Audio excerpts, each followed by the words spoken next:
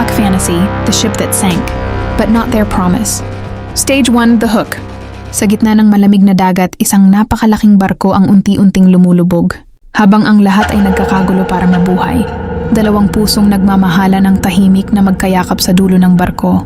Kasama nila ang dalawang kuting, Orange, Stripes. At sa gitna ng trahedya, isang pangako ang hindi nalunod. Stage 2, the beginning of love. Siya ay isang simpleng dreamer. Siya naman ay isang taong takot mawalan. Nagkakilala sila sa barkong tinawag na RPUC, Fantasy.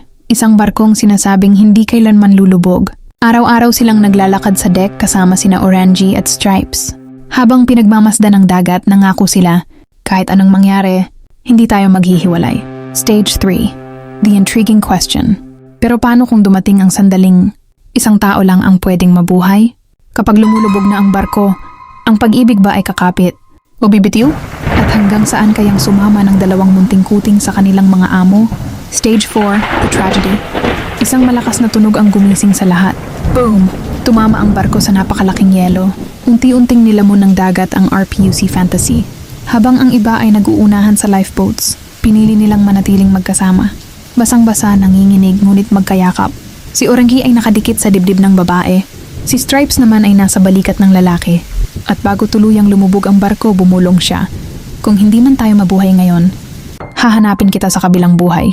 Stage 5, the ending and reflection. Kinabukasan, wala na ang barko. Ngunit may mga mangingisdang nagsabing may nakita silang dalawang kuting na magkatabing nakaupo sa kahoy habang nakatingin sa dagat, parang may hinihintay. Dahil minsan, ang tunay na pag-ibig ay hindi nasusukat kung gaano katagal kayong nabuhay, kundi kung gaano kayo katatag na hindi iniwan ng isa't isa hanggang sa huling sandali. Intriguing question. Kung ikaw ang nasa lumulubog na barko, pipiliin mo bang mabuhay mag-isa o manatili sa taong mahal mo?